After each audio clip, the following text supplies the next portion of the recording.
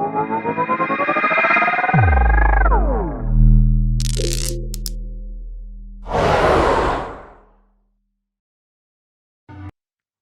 you almost caught me with my glasses. Next, we have another exciting panel called DeFi's Newest Wave. The moderator for this panel discovered the world of crypto by hunting for cybersecurity bounties and worked for several blockchain startups before turning to journalism almost by chance. He's passionate about technology and business in equal measure and sees blockchain as a potential driver of deep social change. Let's welcome our moderator for this one, Cointelegraph technology editor, Andrey Schevchenko. The panel is all yours, sir. Hey, thank you for the introduction and welcome to this BlockDown panel. I'm Andrey Schevchenko, technology editor at Cointelegraph, and today I'm moderating a star panel of DeFi builders and experts from various projects to chat about DeFi's newest waves and trends. So with us on the panel, we have Ajit Tripathi, head of institutional business at Aave, Eric Chen, CEO of Injective Protocol, Hyung Lee from bHarvest, and Antoni Bukov, co-founder of 1inch. So hi all, glad to be here, glad to have you on the panel. I think for the first question, I wanted to kind of set the stage a little bit and talk about where we are in DeFi right now before talking about the future. So I guess with the NFT hype of the last few months, I think I've definitely noticed a bit less of attention devoted to DeFi, maybe not as much excitement as in the summer. So do you feel that's the case? And if so, why? I think we can start with Anton for this and then do the roundup. Yeah. Hi, everyone. My name is Antoni Bukov. I'm co-founder of 1inch Exchange. It's the DEX aggregator, recently renamed to 1inch network. It's a network of different protocols. I see like a huge difference between cycle which happened in 2017 and the cycle which is happening right now in 2020 and 2021. The main difference for me is that in 2017, a lot of projects raised funds with just an idea.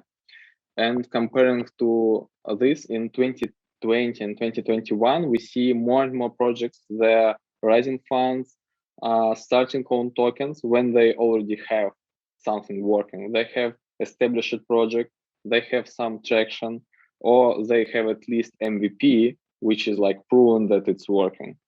Yeah, that's what I like the most, and I see it like one of the biggest difference. Yeah, that absolutely makes sense, and I think this cycle specifically has been kind of marked by institutional adoption for the most part. So I guess I wanted to come back to you, Ajit, for this question. You as the head of institutional development, how do you see this kind of cycle of crypto and how DeFi plays a role in it? Yeah, so DeFi since last January has obviously grown quite a lot, but it's also becoming more mature in terms of practices around security, around essentially I think people are being a lot more responsible in software development and in releasing code into production, which is kind of starting to build generally a little bit more trust in the ecosystem. Now for the protocols that have been around, right, and sort of have stayed secure and robust, there is what's changed is that the user profile has expanded quite a lot, right? So in the early days it was just us developers, then Ethereum crowd and the Ethereum community, apes, degens, and so on. Then crypto funds started to come in. I mean, crypto whales came in, crypto funds came in. What's changed now is that there are quite a few family offices deploying money in Aave. And the only way we know is because they call us. So I get a message on LinkedIn and say, how do we do this? And then it's more a matter of then doing support. and making sure that their user experience is seamless. The other thing we are seeing is institutions are also getting more involved in governance, right? So we're getting calls about, hey, how about we, why is this risk parameter like this, or why is the interest rate curve built like this? We have a better idea, because we've managed credit risk for the last 20 years. So we're getting more benefit of the expertise as a community, as the Aave community, we're getting the benefit of expertise from hedge funds and quants from the TradFi space. And a lot of these people are very, very smart, and if they see an opportunity to optimize their capital and earn a yield, they actually find a way to do it. So the institutions that are in sort of the education stage are the traditional banks, people managing client money as opposed to their own money, because they have other legal obligations and constraints. One thing we have done as Aave is we've built a lot of bridges into TradFi through custodians, and also the institutions that are bridging this CFI to crypto, right? So and those are typically custodian serving institutions, prime brokers, or OTC brokers and institutional. So they provide the rails to Bitcoin, and the journey to Bitcoin was 5 years long. The journey from Bitcoin to DeFi is remarkably short. So that's the good news. The other thing is, we spend a lot of time. So a lot of this is about education and advocacy. People fear what they don't understand. Once they understand what's going on with DeFi and how DeFi works and all the tremendous innovation that's happening in DeFi, I think a lot of people in TradFi are getting really excited and sort of we getting the benefit of the talent and expertise as a community. So it's now the question is, where do we go from here, right? And then there is this other class of institutions which will need permission solutions, right? Where everybody is KYC'd and so on and so forth. So that's another direction. I think we're going to see the DeFi solutions that are not permissionless but permission, right? But still decentralized, still governed by a decentralized community through decentralized, mechanisms like DAOs and so on. So decentralization is continuing, but what we've started to see is more and more delivery of DeFi through custodial interfaces, through fintech, and a lot of what I do and what we do is just education, advocacy, informing people about all the excitement and the good news is thanks to all the work that has happened in the Bitcoin and Ethereum space. We are very surprised often by the extent to which regulated institutions are already participating in DeFi in one form or the other, and participation and governance is because it doesn't involve money movement often, is sort of has proven to be remarkably interesting for institutions in sort of coming up the curve and learning. Yeah, that's actually very interesting. It kind of highlights this maybe conflict we have between the ideal of DeFi, which is about the average person, the decentralization, and then the institutions who are really interested in getting into it, right? But they are not exactly. It's a very interesting dynamic, but DeFi is for everyone, right? I mean, just like Coinbase provides access to Bitcoin, and Coinbase also provides access to DeFi, right? Crypto exchanges are also CFI to DeFi bridges are there. I think PayPal is providing a Bitcoin on its closed loop system to users. So I think there is a path to getting there, and our approach is to make sure no one is left behind and everyone can access. Now we deployed the Polygon market yesterday, 2 days ago, which took out a lot of the gas fees. So just make it accessible to everyone, right? So protocol is financial infrastructure for everyone. Yeah, absolutely. And that's actually a good point about gas fees, because obviously we all know how bad they've been getting in the past few months. I mean, I guess now they've come down a little bit, but a lot of protocols are of course moving to other chains. OneMain's is going to Binance Smart Chain and others, and Aave as well. I want to talk to you, Hyung, because you represent the Cosmos ecosystem here, and obviously interoperability is a big point for Cosmos. So what do you see kind of the hurdles to having properly connected ecosystems in DeFi, and what are you doing to solve that essentially? Yeah, so I'm Hyung from BHarvest, and we were a Cosmos ecosystem contributor. And recently, Tendermint acquired a BHarvest team. So we are now focusing on developing financial applications for Cosmos ecosystem. So currently, we see a better maturing and continued innovation on DeFi applications, especially DeFi's are not only in Ethereum, but also in many POS networks, which are the mainstream of most top market cap coins. So in this situation, we have a lot of network in with separated economies. So we want users to enjoy multiple blockchain applications without agony to use a lot of tools and problems. So we want to connect this kind of separated economies so that users can enjoy more connectivity.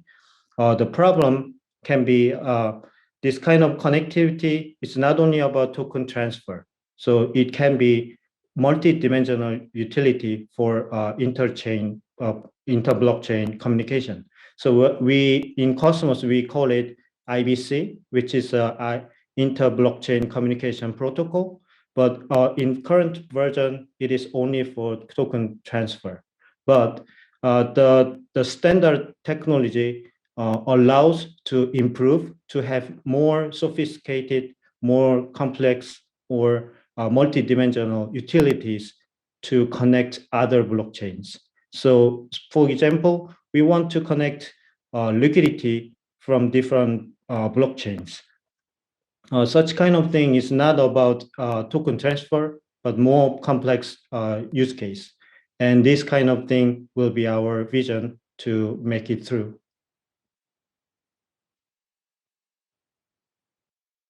That's very interesting, actually. And do you have like timelines for this kind of development? You know, having something beyond token transfers, or is that still in the future for now? So for the connected economy, we are building more bridges to Ethereum, Binance, Polkadot, and other blockchains. And all the Cosmos-based blockchains are naturally connected each other. But we have to focus on, first, we have to focus on building very very important DeFi application first on the Cosmos Hub, so that all the connected economy can enjoy. And then next year, we are going to dig deeper on connected liquidity, which will provide connected liquidity use case for users who can enjoy all the liquidity in different blockchains. Well, that's hopefully that will come soon enough. Eric, I wanted to go to you and talk a little bit about what Hyung actually mentioned, which was building new DeFi projects, new DeFi protocols as well. So your protocol, of course, is mostly about derivatives trading, and it's kind of a part of this class of layer 2 protocols, right? Which is focused a lot on trading, on derivatives. So do you see kind of the next wave of DeFi being in this space specifically, or do you see maybe some other kind of primitive that could also compete with essentially this for the attention, essentially? Yeah, so I think just in general for derivatives, it's definitely one of the stack within the DeFi kind of money cycle that's very underdeveloped at the moment. And even for synthetic assets, the collateralization ratio makes it kind of unappealing for most of traders to really engage and gain exposure. So in terms of objective, we kind of took like a infrastructure first approach. We kind of built on top of Cosmos, changes signature key derivation to Ethereum compatible, added the EVM layer, and built as a fork of Ethermint to really kind of speed up the development process on that front, and also the decentralized bridge from any type of like Cosmos/IBC compatible chain to Ethereum. So we've done a lot in terms of building up this infrastructure to create this kind of like a self-involving exchange-focused ecosystem, and basically derivative is almost like a cherry on top for us in a sense.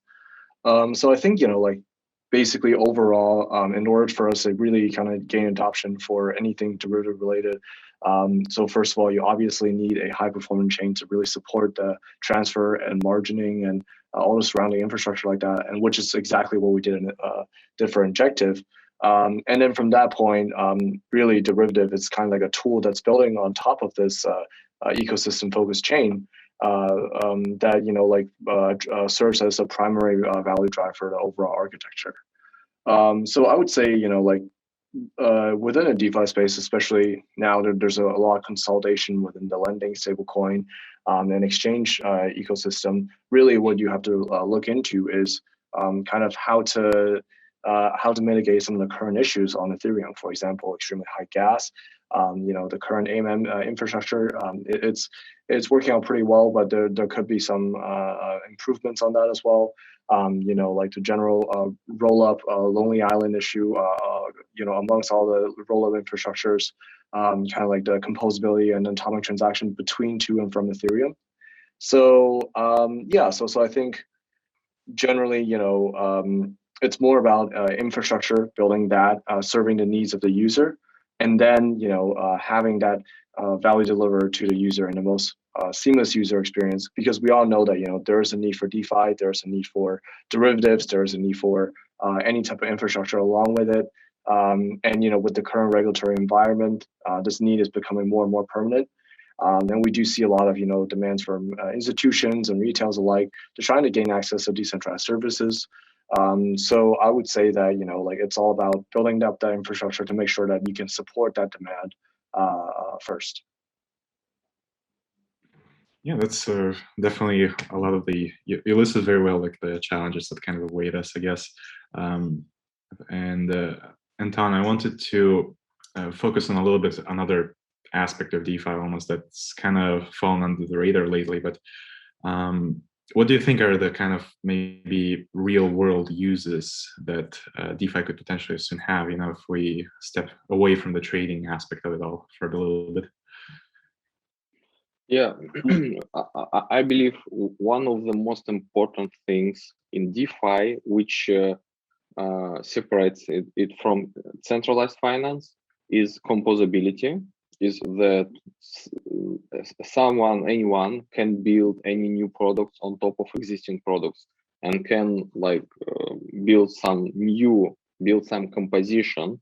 And what we saw in this cycle, new products appeared comparing to what happened like a few years ago.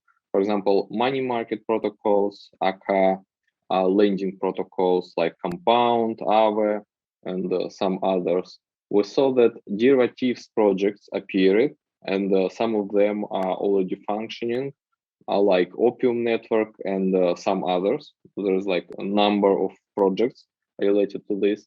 Most of them are like somehow related to trading because blockchains, as I believe, it's like a missing piece in a money ecosystem. Like money should work on something like blockchain, but somehow blockchain was invented after digital money were presented to people, and that's how everything should work. That's why most of the services in decentralized finance, they are about finance.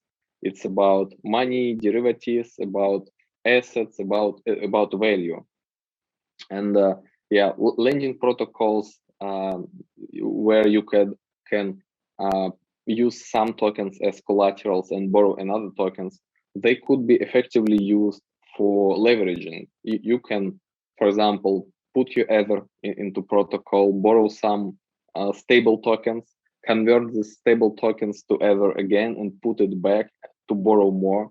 You can effectively spin up your short or long position among any pair of tokens, like long Ether to USDC, short Ether to DAI.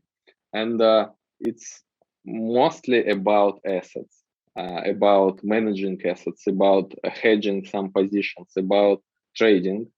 But there are like few projects which are non-related to money, there could be like related to ownership, for example, fractional ownership project, for example, a real token. They don't have own token. It's like a real token, real project. They have US-based property, real estate property ownership based on blockchain. So you can buy their tokens of their houses. So I like this project because they like a pure blockchain project, which do not requires any tokenomics, and they survived all this bearish market. It was pretty cool, and how it works, it's just genius. They buy some houses, and they sell these houses as tokens on the blockchain. Then they just convert all this collected money to fiat and buy new houses. And they forward all the rental payments to token owners. So you can buy 1,000th part of some house in USA, and you will get your 1,000th part share of revenue. And they're giving nearly to 10 or even 11 annual percentages, but it's like super stable thing. It's huge APY actually for something stable as real estate, and people can just people can't afford to buy huge house in USA like 50K. It's like super huge price for most of the users, but they can buy as little as $50 share, $100 share, and earn this huge APY. So some projects, they make huge APYs more affordable to people by making this opportunity be fractioned by tokenizing these assets. Yeah, that's also a very interesting concept. Real estate for tokenization is one of those concepts that existed since the dawn of blockchain almost. Ajit, I wanted to actually go. Yeah, sorry. Yeah, so I just wanted to step in. What's your question? Please ask. Yeah, just I think it makes the most sense because Aave is doing a few new features like credit delegations that are kind of trying to get past this issue of being over collateralized on chain. But obviously it always requires some sort of intermediary that is kind of like in the case of the real estate tokenization thing, it's just a company, a project that's buying the houses, right? So how do you see this issue? So a couple of things, right? First of all, most assets in the world are non-fungible. Most assets in finance are also non-fungible. If you look at, public equities, then they are fungible. Money is often fungible, not necessarily, but bonds, private equity, anything that's a bespoke OTC contract with its own bespoke terms and conditions and collateral procedures and so on is typically non-fungible, right? So NFTs have a lot to add to DeFi. Now there are a few, and the reason I'm such a big fan of bringing NFTs into DeFi is because what we're seeing with art and music is this idea of off-chain assets, right? So just like a house is an off-chain asset with its own system of record, land registry, whatnot. I mean, a piece of digital art like people's painting is also an off-chain asset. It's digital, but it's not natively minted or created on the blockchain like Bitcoin, right? It's created off-chain, and then you kind of link it to a blockchain and digitally sign and create an NFT that has metadata that maps to a file, and so on and so forth. So what this whole experimentation around NFTs and bringing valuable digital artworks and music and whatnot as assets into DeFi does, it sort of prepares the ground for bringing more sophisticated financial instruments which are actually non-fungible. Now you already see Uniswap doing experimentation with V3 with LP tokens as NFTs. So we will see more and more of that type of stuff with debt instruments and risk tranching from BandBridge and the likes. So NFTs are, I think, still are going to play a much bigger role. Now the challenge around NFTs is liquidity the Oracle problem around pricing. How do you actually price I mean, there are liquid NFTs and there are illiquid NFTs, right? Illiquid instruments pose a significant problem in DeFi, and then there are legal issues around property rights, which is if you liquidate a token that represents a house, then what does that mean in the real world? The house is now belongs to the liquidator. I mean, does it really? So and it's the same thing with digital artwork, right? So how do you liquidate something and therefore recapitalize the pool? Now, on the under collateralization and uncollateralization side,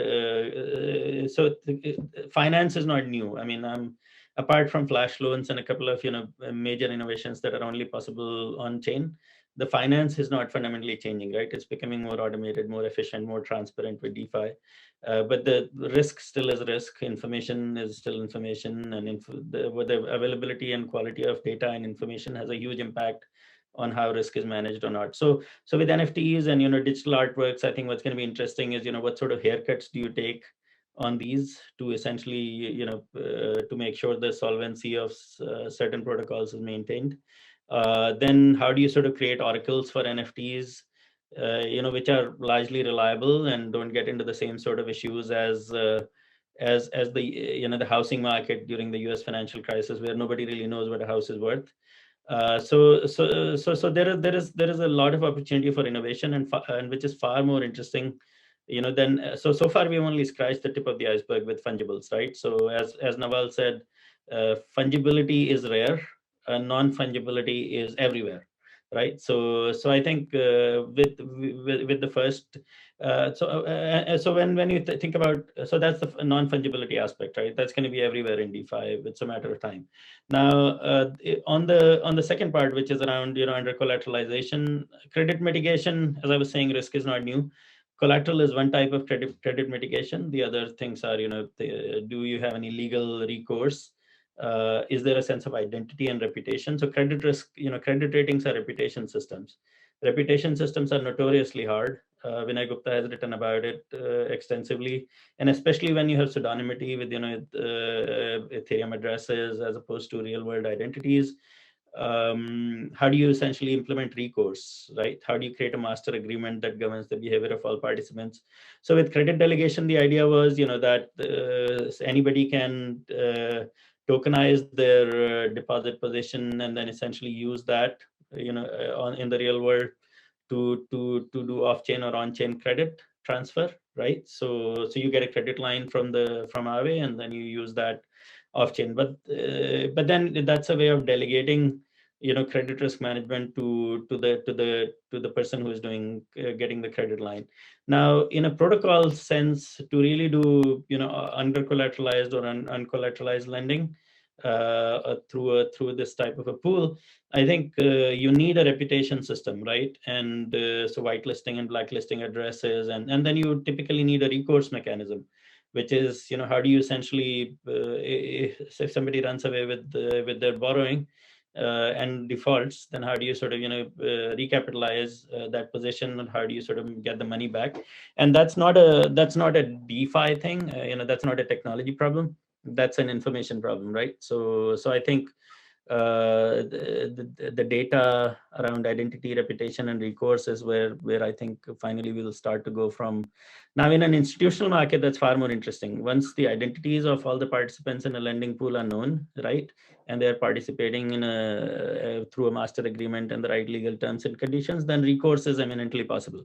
Now, in a purely permissionless context where the identities are not known, it's really hard to build under collateralization. But then that's a matter of building a reputation system, right? And then risk transfer mechanisms where, let's say, stakers can do risk sharing and say, okay, yeah, sure, we understand that there is a chance of, and then also credit limits, right? So some of these techniques from TradFi, as we call them, will start to come into DeFi more and more, and risk tranching with Barnbridge is already there, right? And we will see credit ratings come in, reputations around Ethereum addresses come in, then risk sharing, and then initially giving people small under collateralized loans, and then or people as in addresses, and then allowing credit extensions over a period of time. So this is a massive space of innovation, but it's also incredibly challenging to do anything real world related. So NFTs in the form of art, and all these digital files open a door to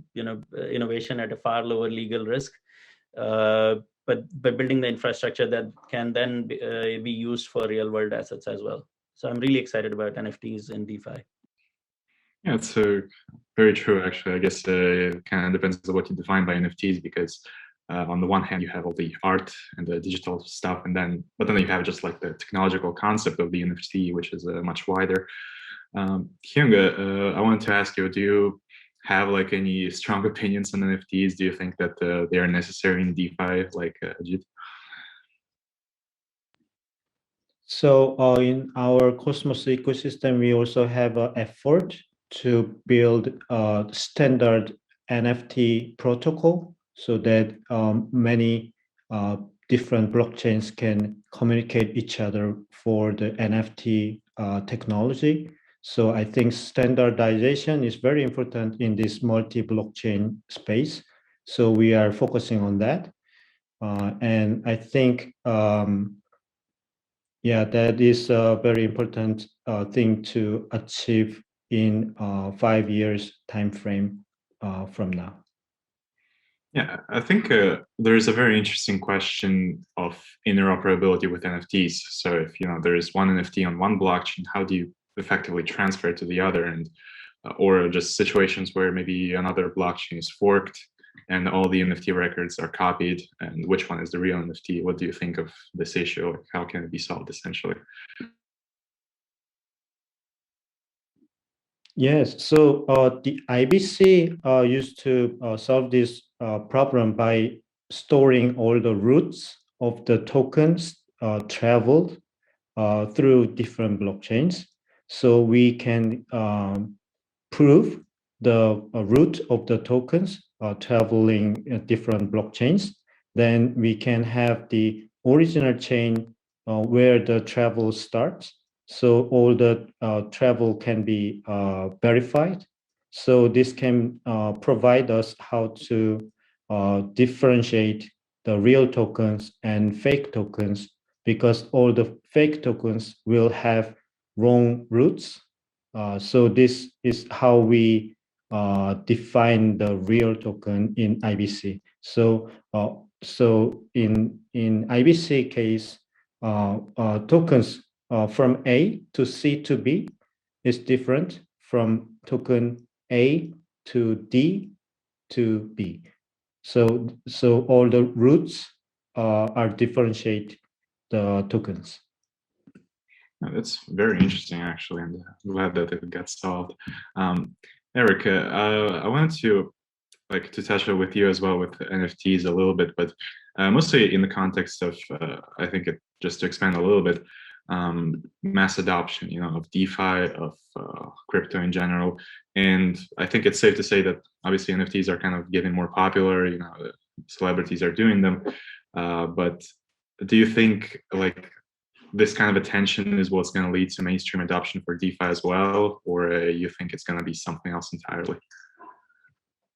So I'm guessing for NFT space, attention is the money.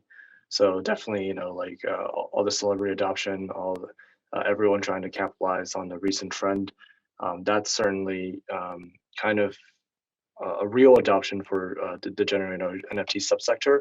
But I'm not 100% sure within the context of the greater DeFi if that's anyway directly related, unless there are on financialization of those NFTs, or even adoption of 1155 or 1178 or any type of multi-class fungible token to make it backward composable between the NFTs and ERC20 to make it into a more liquid kind of like a capitalizable asset in a sense. So I would say that DeFi would have to move in parallel almost compared to the NFT hype.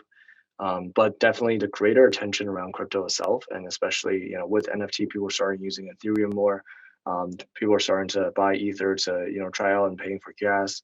I think that's the biggest shining point around that. So that's just in general extremely interesting. Seeing everyone started being more and more crypto native. So I think it is a very nice kind of like a user onboarding process for a greater crypto ecosystem. But in terms of directly accruing value back to DeFi, so far right now, it's not immediately apparent. Yeah, that's very true, I guess. For now, like it's always going to be in the long term, if anything. But so for you, in terms of, what's kind of the future evolution, the thing that's going to onboard the masses, do you think maybe synthetic assets, since it's something that is kind of related to, it could have mass appeal essentially, considering Wall Street bets and all these platforms for stock investment. Do you see kind of crypto taking over and DeFi in general taking over that side of the market, or do you expect it to be forever parallel with traditional markets in this case? So I think it's generally very hard for us to take over the user within the same sector. So for example, like if you're trying to go for like US stocks, you can't really bring over, all the users who are already onboarded with Robinhood, who are already onboarded with, Webull or whatever stock trading broker, maybe even traditional brokers like IBKR. So those are not the users you want to go for, because they have set up so much commitment to using the app, locking up their capital, withdrawing, and sacrificing the liquidity for 7 days, even just to withdraw. Really, the user you're going for is people who are turned away by these services. Like for example, anyone outside of the U.S. Trying to gain exposure to U.S. stocks.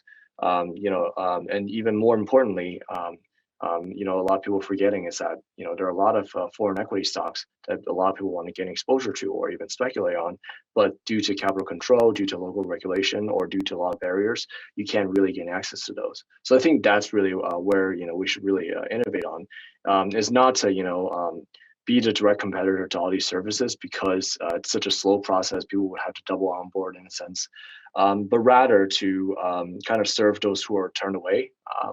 And create these platforms that's truly borderless, and create this avenue for people to kind of be like a autonomous, like self-evolving ecosystem where people create market. If it works, more and more people use it. They're incentivized by it. And like slowly over time, these communities find out the product market fit or market fit for us, for like what are the best synthetic asset, or what are the best synthetic futures market to create in order to both benefit themselves and the greater ecosystem. But in my opinion, definitely the biggest demand that we're going to see are users who no longer have access, or who are turned away by regulation or service flaws, and or desperate to gain exposure to a lot of things. That is where DeFi is going to come in. That is where synthetic assets is going to really shine. Yeah, I can definitely second that thing about exposure to US stocks from outside the US. I've tried it. It was basically impossible. Like, and there are like maybe European brokers, but they were like geared for traders, so they had gigantic fees. So we're almost coming up on time. I wanted to maybe touch with Anton for one last time, and ask you, what is kind of your vision for 1inch specifically, the aggregation of liquidity of exchanges? How do you see it evolving in the future? Do you expect that we'll all use some sort of aggregator in the future? Thank you for the question. Actually, if we would talk about future of 1inch, it will be also interesting to remember how it all started, because we started with my co-founder Sergey Kunz. We started this project on ETH New York hackathon in May of 2019, and right on the hackathon, in 48 hours we built very first prototype with aggregation on top of 3 different dexes. I remember it was Uniswap, Bancor, and Kyber.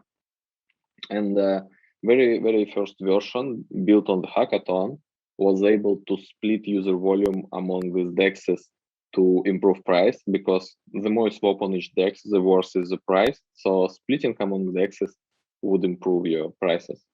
And also taking gas costs into account, it's also matter, because if you swap huge amount, it's matter higher liquidity for this swap.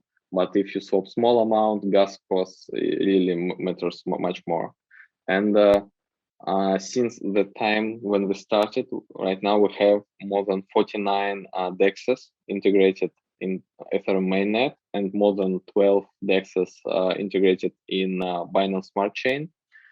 And we changed our algorithm dramatically. Right now, you could imagine this problem of finding the best price as a graph where nodes are different assets, different tokens, and edges of this graph, they are effectively different DEXs, different pools, like Uniswap, balancer pools, everything. And this problem is about finding the best multi-road from one node to another node, also taking gas costs into account. For example, if you swap huge amount of Ether to some stable token like USDC, you could swap some part of the amount directly. Some part could be swapped to DAI and to USDT, and then swap to USDC finally with some DEXs which are very efficient for stable token swaps like Curve.finance. And yeah, what we have right now, it's aggregation protocol in 1-inch network, which works and build really cool roads. And you can see them if you would put huge amount of Ether or DAI into the input box in interface, because when you swap, for example, few $100, it makes no sense to distribute your volume among many DEXs, because you would spend all your money onto gas. Yeah. So, but if you would try to swap hundreds of thousands, tens of thousands, or even millions of bucks, distribution could be pretty cool. It would include tens of different DEXs and provide best liquidity on the market. So, and what we saw, what we noticed when we became alive and project started getting traction, that multiple times during these 2 years, we met exponential scale. I call it like this because we had situation where in last month, we had half of total volume of the project since beginning. So first time this happened in December of 2019, in January. Then this repeated in the middle of 2020. And last time I saw it in January of 2021, like 3 months ago. We had 6 billion volume in January with total volume of 15 billions. It's like almost half. It's insane when you see this kind of traction, this kind of exponential scale, because each time we met it in the past, we were told like, no way, this could not happen again. It's incredibly cool, especially when we see that transaction capacity of Ethereum is limited. We see like exponential growth of volumes of users, but on the limited transaction capacity, gas capacity on Ethereum network. It's pretty insane. So yeah, I agree with other speakers that right now gas costs, all these transaction costs, it's like the hugest pain which stopping DeFi from real exponential explosion. That's why we deployed, Polygon market 2 days ago, and it's already grown to $500 million. So there is clearly demand for, more gas efficient solutions in DeFi. And as I think, Matic becomes more popular and layer 2 solutions come online and prove themselves, ZK Sync, Optimism, Arbitrium, and so on, I think we'll see DeFi expand quite organically, grow quite organically to, 10, 20x easily. Yeah, absolutely. I mean, I think that's all coming up in the next few months, really. Like that's going to be the key for this summer. This is the second DeFi summer, right? Yeah, exactly. Well, I think it's time, but let's see if our hosts kick us out. You are correct, Andrey. I'm sorry, I don't want to cut you guys off, but we are running quite a bit behind already. But awesome panel, great moderation, and great panel. Appreciate you guys very, very much. Really cool to hear about the story about 1inch, you know, about how they were part of a hackathon. And so, yeah, what a tremendous name that project is, too.